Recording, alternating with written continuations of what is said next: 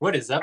I'm going to be joined in a conversation about hope today by Bryce Runge. I'm super excited about this conversation, and I'll let Bryce introduce himself later. But first, I got to brag about him just a little bit.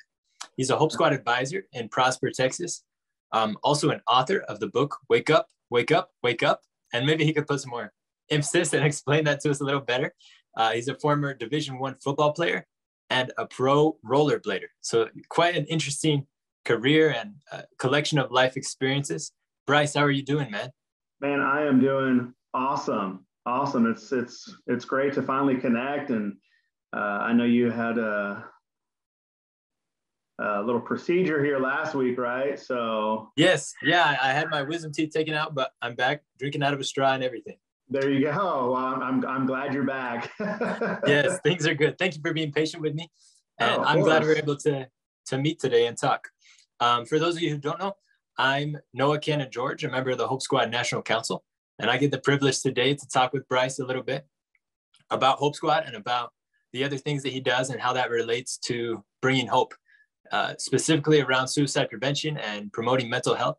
So Bryce, do you want to give us just a little bit of background about what drew you into Hope Squad and how you got involved? Yeah, absolutely. I know before off air, you mentioned our assembly, and that was year one. And I had this passion, this burning passion in me. I couldn't quite pinpoint it. When my principal asked me to go to Utah in 2019, I was like, yeah, I'm all in, I love the idea. I want to learn more about it, come back and we implement it. And it's still extremely impactful. And, like I said, I just had this passion. I couldn't quite pinpoint it. And when I was putting my notes together, because I was a speaker for our assembly that year, yes, I had remembered I had a couple kids ask me why I wanted to be a Hope Squad member or a Hope Squad advisor. Sure.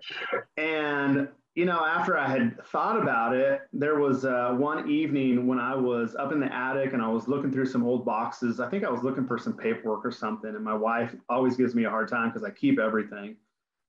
And so I'm shuffling through these boxes, and in one of the boxes, and I actually have it right here, and I use this in the assembly, and I use it all, and I'll continue to use it. I find this red case, and these are my reading glasses from when I was in the 6th grade, and I hated wearing them. I hated it with a passion. I hated it. And I soon realized, like, I understand where that's coming from. So I had traced it all the way back to when I was in 6th grade. This is what I told the kids. I took them on a journey back to when I was in the 6th grade. And I said, my teacher, who just wore me out about wearing these glasses, and I was rebellious. I had an attitude. I'm like, I'm not doing it. And then that following summer, after my 6th grade year, is when my mom told me that Mr. V had died by suicide. And that was like my first, wow, okay. And we didn't really talk about it. It was just, this happened, and then we just moved on. And then as I kept retracing, my journey through life, I realized, oh, wow, I have so many connections. A childhood friend who died by suicide. I was out in front of his house when it happened. My grandparents, when I was a freshman, both of them. Some friends later in life, I'm like, wow, I'm so connected. And I didn't realize how impacted I was by it. And then how much we didn't talk about it is what really drives me to have the conversation and to say, like, no, we're not going to brush it under the rug anymore. We're going to have the conversation. And as hard as it is, we're still going to have the conversation. And so that's kind of what I shared in that assembly, and along with other things. But it just serves as a constant reminder that we need to widen the lens when it comes to suicide prevention, and that we need to talk about mental health. And so that's kind of where all that, that I figured out where that passion was coming from, and, tied in since I was in 6th grade. And so now I finally get to talk about it. Where all those years, it was almost like we couldn't talk about it, because growing up then, you know, it was very taboo. We didn't talk about it, and I didn't know how to manage my emotions, and it was just all these things. And so I'm still learning. I get to learn as a Hope Squad advisor, like, oh, wow, I get to implement these tools now. And so it's been so instrumental within our school district, and I'm beyond honored to be a part of it. Absolutely. Thank you so much, Bryce. You're Yeah. coming out of the gate. I can tell already that you have learned to talk about it. So thank you for being courageous and being vulnerable, sharing those personal experiences and connections that you have. I think that really is what drives the suicide prevention movement, is because once we've realized that these are real people, they're not statistics, they're not numbers and, data total. It's real people who have lost their lives to this terrible disease. And so I'm glad that we're doing the right thing, that we can join forces, and so that those people don't have to be alone, so that we can overcome suicide and overcome mental illnesses. At least we don't have to be in mental illness alone. With the Hope Squad, we can bind together. So that's awesome. Thank you so much for sharing that. Yeah, for sure. So you came right out of the gate of your first year of Hope Squad with that fantastic assembly too. Yeah. For anybody who hasn't seen the video of that assembly, they can find it on YouTube. I'm not sure what it's titled. I think it was Hope Week 2020 is what just we labeled it. Sure. Yeah. Or titled it rather. We're that actually gonna. I'm sorry. Go ahead. That's right. I hope they are able to see your whole speech, and not only that, but the effect that you've had on your kids, your students. Is really cool to see what they're doing in that assembly as well. You can tell that they have a passion about it, and that they are being brought up as a new generation, more comfortable about talking about it. It's less taboo, less stigma. They're able to bring it to the surface and care for it. And that's how we can overcome these things. Yeah. It's funny. I was on the fence for several weeks. I was trying to talk myself out of it, but I didn't. I opened up that assembly with a rap. Yeah. And it was talking about the stigma and, like, I've had it rough and whatnot, but I mentioned in there, like, we got to stay relentless in our pursuit. And so I think that, again, that just kind of ties back to my passion. And because of that, the kids are in the trenches. They're the ones having those conversations and so whatnot, but I'm able to pour into them. And it's just, like I said, it's been so impactful. Absolutely. Yeah. And if you're able to channel your own unique talents, I don't know if you count rapping as one of your many talents, but if you're able to be vulnerable and apply yourself artistically and with your talents into this big, group effort of suicide prevention, that's such a wonderful example for your kids. There was a little Freudian slip earlier. You said Hope Squad member instead of Hope Squad advisor. I really think you are a member. You're an advisor as well, but you're a Hope Squad member. And so it's cool that you get to play that role with your kids. Let's talk just a little bit while we're on the topic of sort of how we can use our different uniquenesses, and we all have a role to play in preventing suicide. You're very religious. What kind of role does your faith play in being a Hope Squad advisor and in all the work that you do to prevent suicide? It's for me, it's my priority. Right? Mm-hmm. My relationship with God is obviously a priority. Now, I get there's that fine line, right? Absolutely. Yeah. But for me, it really is my driving factor. Not having it for most of my life, and then now having it for the past decade has taught me so much. I operate with a new mindset, if you will. I have greater wisdom that I didn't know I could ever have. It's helped me identify those who are struggling more, to really develop a servant's heart, to recognize that, in this self-absorbed, all about me society, we forget that it's about others. And so, my heart is positioned towards others. And so because of that, I'm able to identify more those who are struggling, and I get to show up and be a difference maker in someone's life. Yeah. right? Understand that everyone has a story, and I might show up in that story, or the kids are going to show up in that person's chapter and really change the trajectory of their life. And so, but yeah, it has been obviously my faith has changed my life. And so, but yeah. Yeah, thank you for sharing that. And you're right, there's a fine line to the extent that Hope Squad is not a religious organization, but we do recognize that connectedness to a higher power, and having a healthy sense of spirituality, whatever that spirituality is, I mean, you choose, is a healthy thing, and it can benefit your mental health and the way that you treat other people. You know, as Greg Hudnall, the founder of Hope Squad, says, as Dr. Greg Hudnall says, that it may take a village to raise a child, but it takes a community to save one. Right. And so there really are a lot of good opportunities that come when we work together with all different beliefs to do this thing that we can all agree on, which is preventing suicide and saving lives. Yeah, absolutely. 100%. Tell us a little bit more. I'm very intrigued. Not only your Division I football playing career and your experience with sports that way, but professional rollerblading career. I didn't even know that was a thing. I've never heard of that. Tell me about how that impacts your life. I know it doesn't look like I'm a rollerblader, or I was a rollerblader. I was a lot more. I was thinner and in more shape. Now, so growing up in Anaheim, California, I was exposed to extreme sports. I grew up surfing. In fact, surfing was my first passion. I wanted to become a professional surfer. And it'd be often that I'd be in the water in the morning and then on the mountains in the afternoon. But again, like surfing was my first passion. I fell in love with, deeper in love with the ocean, if you will, when I got my first barrel. Okay.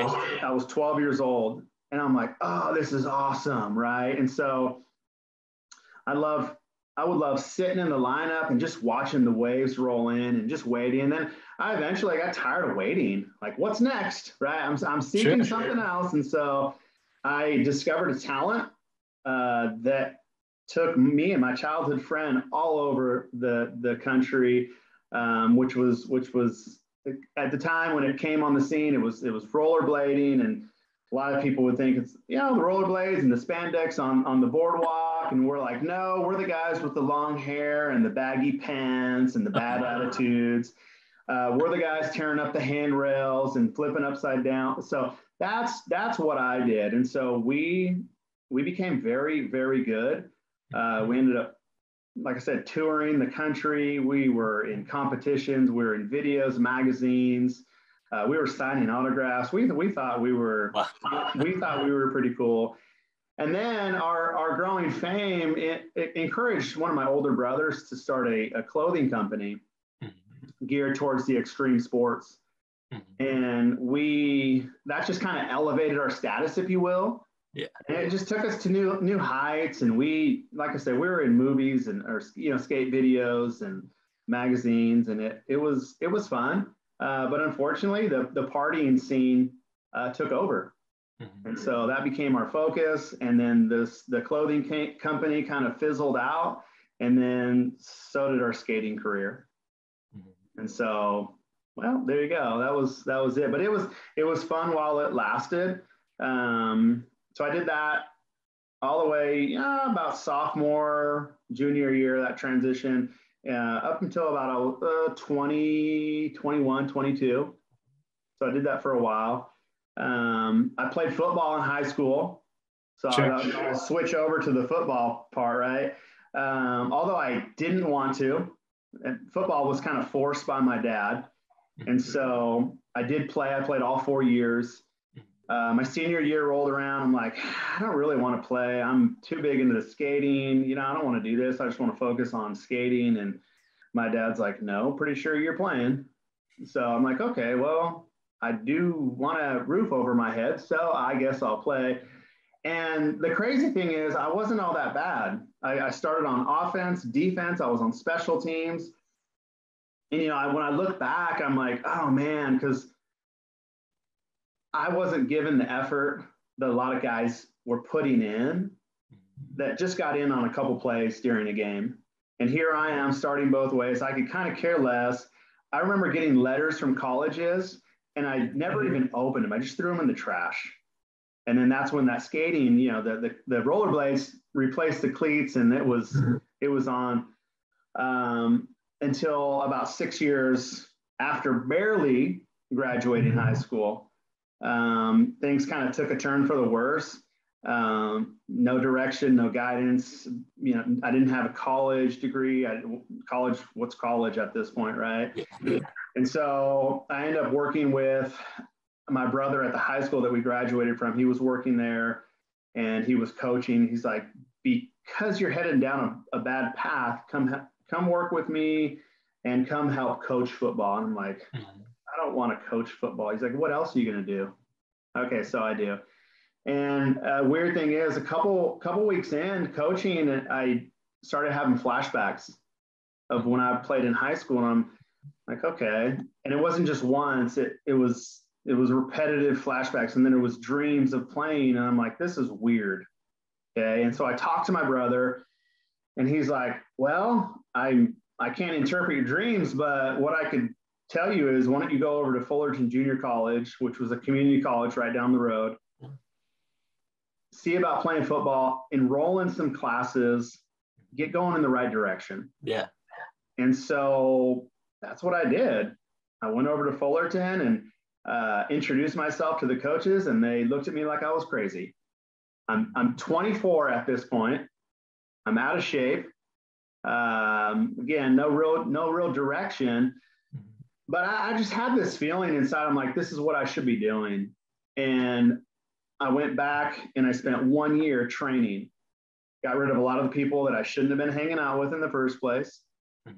Pretty much worked out every day, almost twice a day, every day. Yeah. I was so driven, I was focused. And a year later, I walked on to Fullerton, in the best shape of my life. And I literally started immediately. So long story short, I played there 2 years. I get a lot of Division I offers. I earn my associate's degree, and then I get a full athletic scholarship to play at the University of Hawaii. Wow. Quite the journey. At the age of 27. Wow. I think I speak for all of the people that you've impacted. I'm glad you made that transition. Even though the skater Bryce was cool, I think Mr. Bryce Runge that you are now is better. The more fully developed version.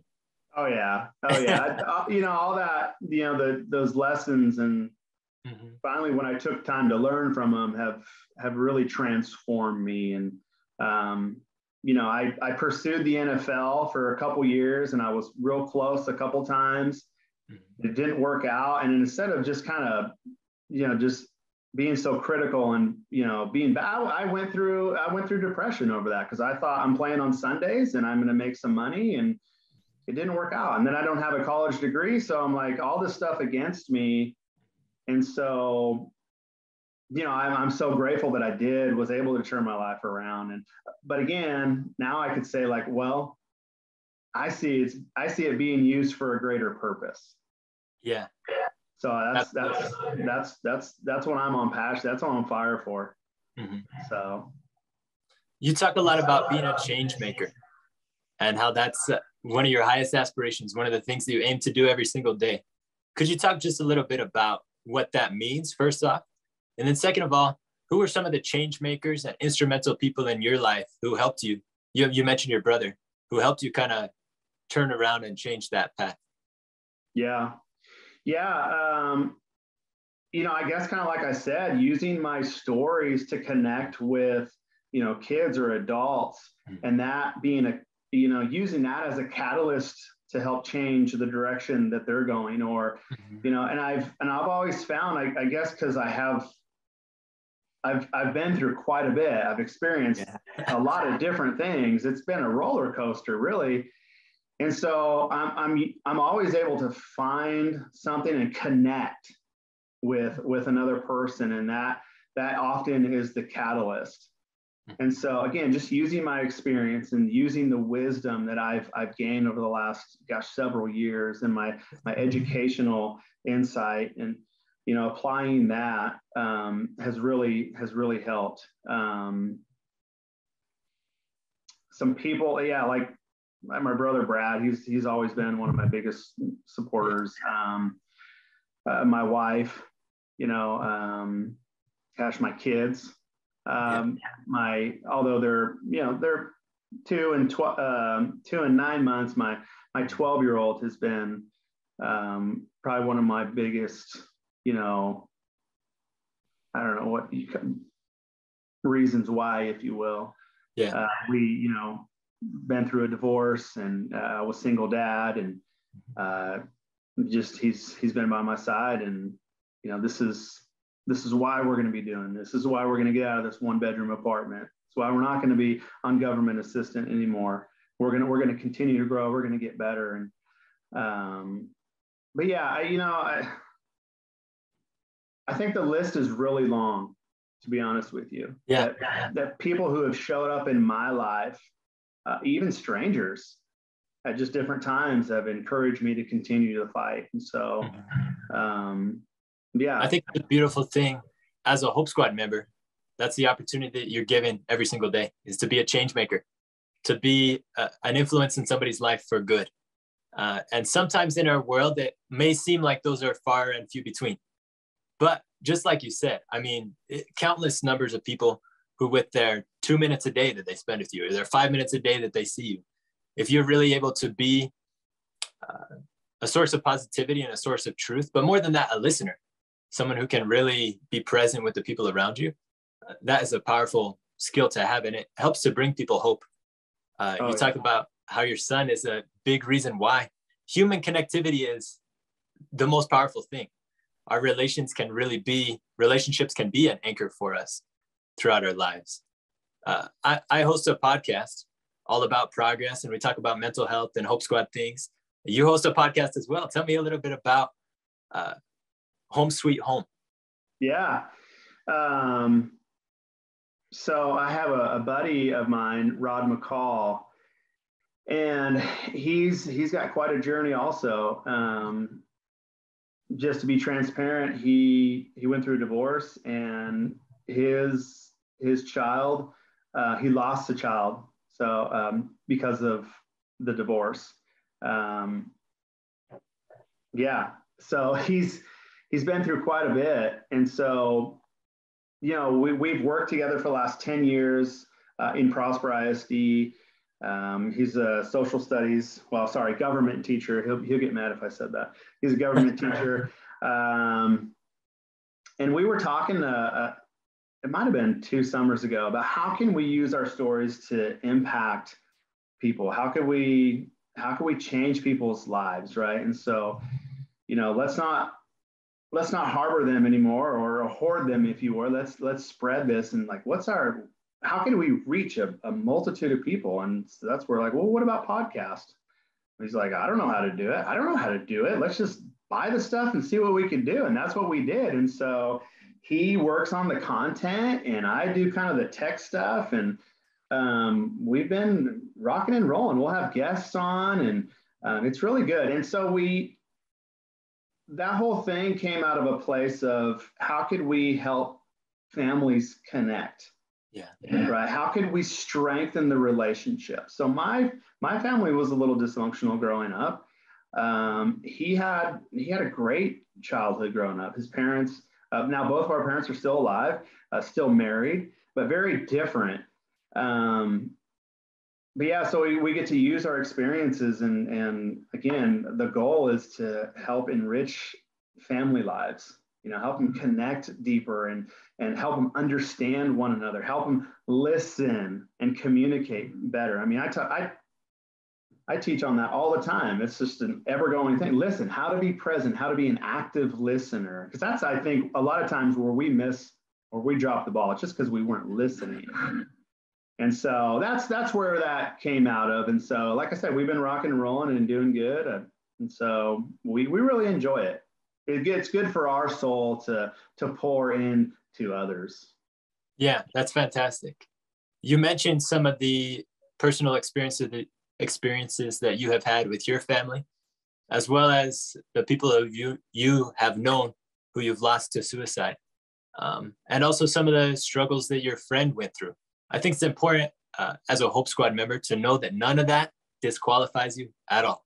In fact, those life experiences and the more perspective and understanding that you have, that can help you be a better Hope Squad member. And I see that in you from the experiences that you have been through. Can you talk just a little bit about, as we were scheduling this interview, we got a glimpse into each other's schedules. They were both very busy, have a lot going on. You're always doing good, constantly serving and working with your kids, as well as projects that are just personal and on your own. And I know you're involved not only in your faith, but a family man, taking care of the kids. Did you say you have one that's only 2 months old? She's 9 months, 2-year-old, and and that's how I got it confused. Yeah, I might have said, who knows? No, that's all right. Well, in any case, congratulations. That's fantastic. Could you just touch on the importance of self-care and sort of refilling your cup, so to speak, as a Hope Squad member? It has to be essential. Mm-hmm. It has to be. You could only run on empty for so long until you burn out. And I don't know who, I think it's unknown, but an empty lantern provides no light. Mm-hmm. And so that always sticks to me, especially when I'm burning the candle at both ends and I know I'm going to burn out. I have to.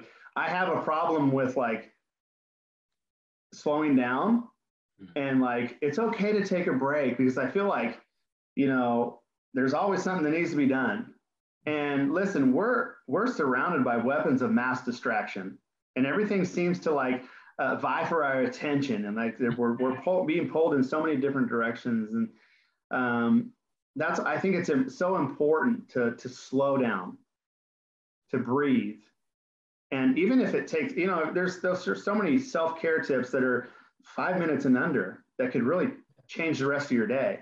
Mm-hmm. And I really try and implement those. And because I know that I'm busy, and I know that I'm a husband and I'm a father, and that's a lot. And so same thing I tell the kids, like we'll purposely implement self-care days where we either go outside or we're doing something, or we're playing games inside, or we're doing team builders, you name it, but it's all throughout the year, because I know the conversations they're having. And so I know on my end, I have to do the same thing. So I think it's critical, especially when we're on mission to ultimately save lives. I think compassion fatigue is a real thing, and we have to be extremely mindful of that. And again, self-care, it's essential. Yeah, that's awesome. Thanks for sharing. I do something at my own school. I love how you mentioned that self-care doesn't have to take a lot of time. And if you do it consistently, then usually you don't have a big crash where everything in your life, you're just too overwhelmed by all of it. Something we do at my school is Mental Health Mondays. We implemented the first of the year, and I'll just play. I get to do morning announcements at my school. So I'm on the intercom and I just play 1 minute meditation. We did a 1 minute meditation this morning as an entire school, played on the intercom, take some deep breaths and relax for just a little bit.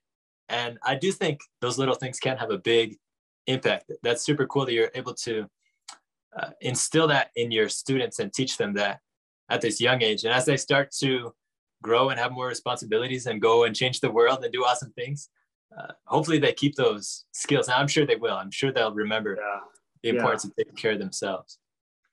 One last thing that I would like to hear about and touch on is your book. Can you tell us a little bit about that? Sure. I'll take you all the way back to how it started. It was about 4 years ago. I was coaching and I was teaching outdoor education at the time. And I had one of the coaches, we'll stand outside of the facility there, and we'll greet the athletes when they come in. And I'm standing out there, and I had another coach come out and he's like, "Hey, we need your positivity. We need your encouragement." And I'm the energy guy, right? Yeah. I'm like, "Oh, the kid's acting up again." He's like, "No, it's the coaches." I'm like, "Okay." So later that day, I sat down and I wrote, it was just a one pager. It was on, I felt inspired to write it on gratitude and about, hey, take a deep breath, right? Were you able to do that? You're alive, right? Like, There was some like other things like try not to focus on complaining, right? Let's cultivate an attitude of gratitude. And it was centered on that. And I printed them off and I laid them on each of the coaches' desks, and I heard some positive feedback. I'm like, okay, well, I'm going to keep writing. Now I won't do a hard copy. I'll do emails. And so over the last 4 years, every Wednesday morning, the Wednesday wake up call came out.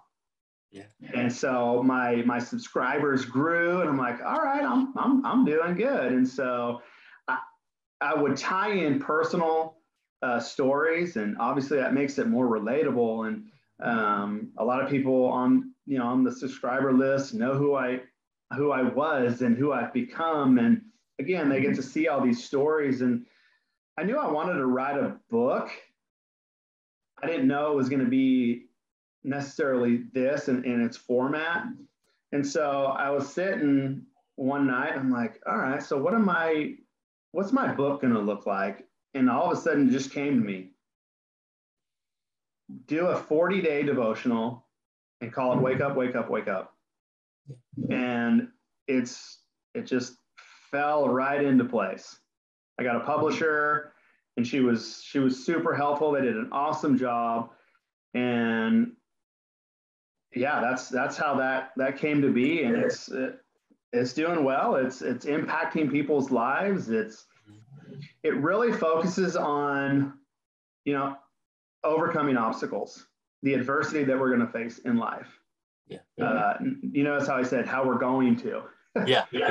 Going to come. Yeah. And so how to embrace change, because change is also going to happen.